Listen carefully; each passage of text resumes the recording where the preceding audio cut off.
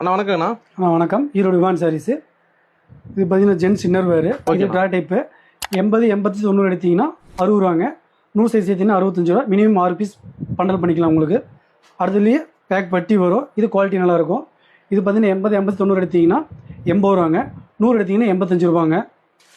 அதில் ஆர்டெக்ஸுங்க. 6 piece courier இருக்கா? 6 piece courier பண்ணிக்கலாம். அதில் ஆர்டெக்ஸ் குவாலிட்டியானது.